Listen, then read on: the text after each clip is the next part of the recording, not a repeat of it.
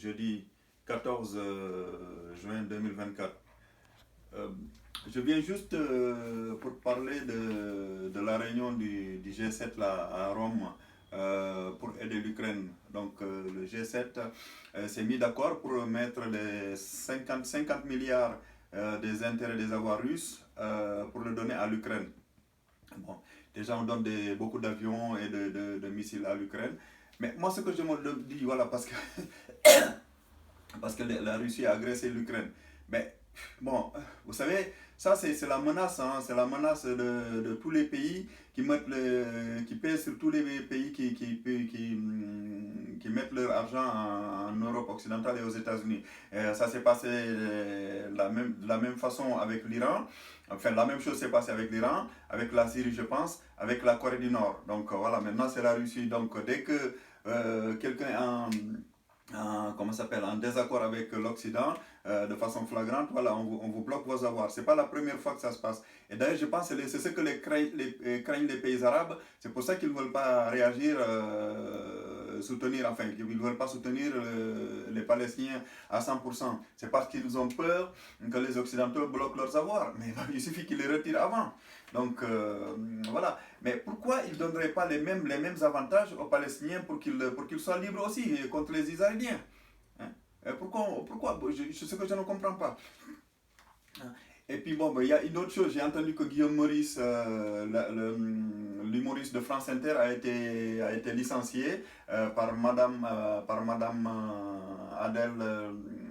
Adèle Van Dries. Ça y est, en fait, Adèle Van Dries, c'est la compagne de Raphaël Antoven, hein, qui est un sioniste patenté. Et qui est-ce qui est la présidente de Radio France? C'est Madame Sylvie Veil. Madame Sylvie Veil, c'est la femme du petit-fils de Simone Veil, qui était elle-même une sioniste, comme Robert Badinter d'ailleurs. Ils étaient des gens honorables. Et ils ont tout le temps vécu en France, mais ils étaient des sionistes patentés. Robert Badinter, voilà, malgré son honneur, tout ce qu'il a fait pour la France, c'était quand même un sioniste. Et d'ailleurs, quand ils sont morts, ils n'ont pas été enterrés en Israël, hein, ils ont été enterrés en France, je pense. Hein, ils ont été enterrés en France. Et d'ailleurs, tous les sionistes qui soutiennent Israël de façon inconditionnelle, là, mais pourquoi ils ne rentrent pas tous en Israël? Parce qu'ils sont en France, ou en Europe, ou aux États-Unis, et ils soutiennent inconditionnellement de façon inconditionnelle Israël. Hein? Ils sont pas. Je ne comprends pas. Parce que s'ils veulent soutenir Israël de façon inconditionnelle, ils n'ont qu'à aller en Israël. Parce que dès que vous quittez Israël, on vous dit que vous êtes antisioniste, donc vous êtes antisémite. Hein? Donc s'ils veulent vraiment soutenir Israël coûte que coûte, ben, ils n'ont qu'à dans ce cas aller en Israël. Aussi bien les juifs américains qui ne sont pas antisionistes, ils n'ont qu'à aller en Israël, vivre là-bas. Hein? Et je rappelle une chose aussi, parce que d'ailleurs, ce que ne respecte pas le régime israélien, c'est le concept du judaïsme. Parce que vous savez que dans le Talmud, il est dit, si tu sauves un homme, tu sauves l'humanité. Et il est dit la même chose dans le Coran, si tu sauves un homme, tu sauves l'humanité. Hein? Et donc ça veut dire que si tu tues un homme, tu tues l'humanité. Et actuellement, les sionistes israéliens, qu'est-ce qu'ils font? Ça fait depuis 76 ans, ils humilient et ils massacrent, ils colonisent les Palestiniens. Et dans les prisons israéliennes, ils les humilient, ils les mettent nus, ils leur mettent de la gégène du courant dans les parties génitales, ils font tout, ils leur font ce qu'ils veulent, quoi. Hein? Et il y a même des exécutions sommaires dans les prisons israéliennes. Hein?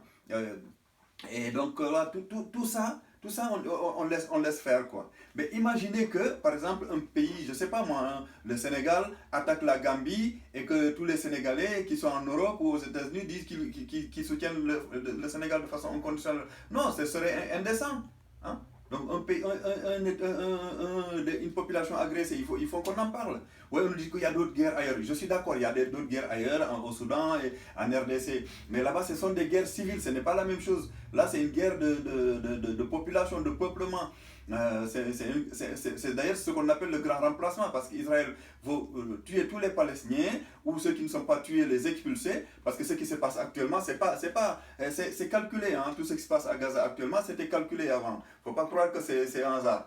Et les soldats israéliens qui font ça, je vous rappelle que dans le Talmud, il est dit qui sauve un homme sauve l'humanité, ainsi que dans le Coran. Et donc ça veut dire que qui tue un homme tue toute l'humanité. Vous les soldats israéliens qui massacrez les Palestiniens tous les jours, les enfants palestiniens, des mères palestiniennes, des grands-pères palestiniens, mais je vous dis, vous risquez d'avoir un cancer ou la peste, ou votre pays que vous défendez risque d'avoir un tremblement de terre. Ça, je vous le prédis. Je ne le souhaite pas, hein, mais si vous continuez comme ça, c'est ce qui risque de vous arriver.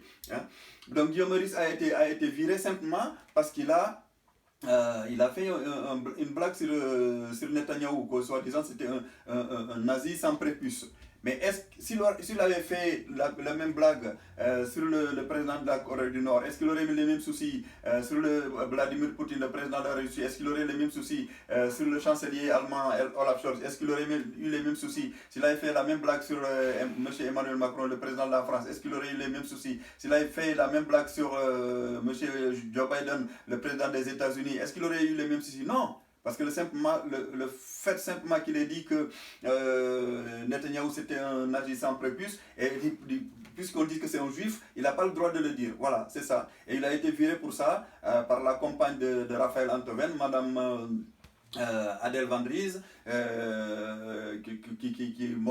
Radio France. Et je rappelle que de France Inter, celle qui dirige France Inter, et je vois que la présidente de Radio France, de toute la radio française, ce qu'on appelle la radio France, c'est-à-dire que la radio publique, c'est Madame Cyril Veil, qui est la compagne du petit-fils de Simone Veil.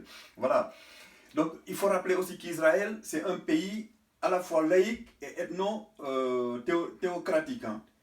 Laïque, c'est-à-dire qu'au niveau de certaines lois administratives, il est laïque comme État, mais sur le mariage, c'est un État ethno-théocratique. Pourquoi ethno-théocratique? Parce qu'un juif ne peut pas se marier civilement avec un non-juif. Hein? Une juive ne peut pas se marier avec un non-juif. Un juif ne peut pas se marier avec une juive. Hein? Donc il faut être juif pour se marier avec un juif civilement là-bas. Donc un non-juif ne peut pas marier une juive, et une non-juive ne peut pas marier un juif. C'est très compliqué de se marier là-bas. Et d'ailleurs, la plupart des couples mixtes sont obligés d'aller ailleurs pour se marier, pour que leur mariage soit célébré. Parce que l'état civil est théocratique. Donc ils veulent la pureté de la race, c'est pour ça qu'ils veulent expulser tous les Palestiniens pour ramener tous les Juifs du monde en Israël. Mais ça, ce ne sera pas possible. Tous les Juifs du monde entier ne veulent pas venir en Israël, c'est pas possible. Donc ça ne sert à rien qu'ils essaient de faire ça. Et ils perdent leur temps. Donc s'ils veulent que tous les Juifs viennent en Israël, ça ne va pas être possible. Et donc voilà. Et les prisons israéliennes, j'ai rappelé que c'est des prisons de massacre. Et les Palestiniens, on les massacre, on les colonise, on les humilie, on en fait ce qu'on veut. Et tous les pays occidentaux ne réagissent pas. Voilà, la seule chose qu'ils disent, c'est qu'ils vont envoyer des armes à l'Ukraine, ou ils vont geler les avoirs russes pour le donner à l'Ukraine. Voilà, et là actuellement les Palestiniens sont en train de se massacrer, les pays arabes non plus ne réagissent pas, et personne ne dit rien. Voilà. Et là, on nous parle de l'affaire Dreyfus. Chaque fois qu'on critique Israël, on nous rappelle de l'affaire Dreyfus. L'autre fois, comment s'appelle Emmanuel Macron disait que LFI c'était des antisémites. C'est quoi être antisémite? C'est simplement le fait de dire que le Hamas c'est pas un mouvement terroriste. Mais c'est pas un mouvement terroriste, c'est un mouvement de résistance. Parce que le Hamas, il a beau être un mouvement islamiste, je suis d'accord, ainsi que le Hezbollah et le djihad islamiste, mais il lutte contre un colon qui occupe les territoires palestiniens depuis 1976. Hein? C'est pour ça que Emmanuel Macron a dit que les filles étaient des antisémites. Et j'entendais ce matin à Gabriel Attal dire que voilà, c'était des antisémites. Il a rappelé l'affaire Dreyfus. Et chaque fois qu'on parle d'Israël, on nous rappelle l'affaire Dreyfus et les génocides des Juifs lors de la Deuxième Guerre mondiale. Vous savez que ça, Israël se base dessus pour faire ce qu'il veut. Hein, Israël se base dessus pour faire ce qu'il veut, du fait qu'il y a eu le génocide des Juifs. C'est ce crédit-là qu'a encore Israël. Et là, le fait qu'on ait viré Guillaume Meurice, hein, là je sors du coq à l'âne, excusez-moi, mais le fait qu'on ait viré Guillaume Meurice, mais ça prouve simplement, ça démontre la preuve de l'existence du protocole, de la validité du protocole des sages de Sion. C'est pourtant un livre qui a été dit, qui a été dit que c'était un faux livre. Enfin, ça a été des faux écrits. Mais je ne sais pas, vu ce qui est en train de se passer, je me demande si ce qui est écrit là-bas n'est pas faux. Parce que comment se fait-il qu'on ait viré un humoriste parce que simplement il a fait un humour sur un juif, hein? Ben voilà, en plus, c'est un juif qui ne respecte même pas ce qu'est le judaïsme, hein. Donc je vous rappelle, dans le Talmud, il est dit que qui tue un homme tue toute l'humanité. Qui sauve un homme sauve toute l'humanité. Et il est aussi dit pareil dans le Coran. Donc voilà. Donc si on continue à faire comme ça, ben, le monde est déjà sans dessus et ça va être de pire en pire. Donc voilà. Ben là, si on veut vraiment la paix, il faut que les Occidentaux essaient d'arrêter Israël, de supprimer les armes, de faire un embargo sur Israël, embargo économique pendant au moins un mois ou une semaine, et arrêter de lui livrer des armes pendant un mois, une semaine. Parce que si l'Occident arrête de livrer des armes aux Israéliens, mais tout ça, ce serait fini. Et faire en sorte qu'il y ait un État palestinien quand même. Hein? Parce qu'Israël, le but, je rappelle que le but d'Israël, c'est d'expulser les Palestiniens ou de tous les tuer pour pouvoir occuper les territoires palestiniens. C'est ce qu'ils veulent.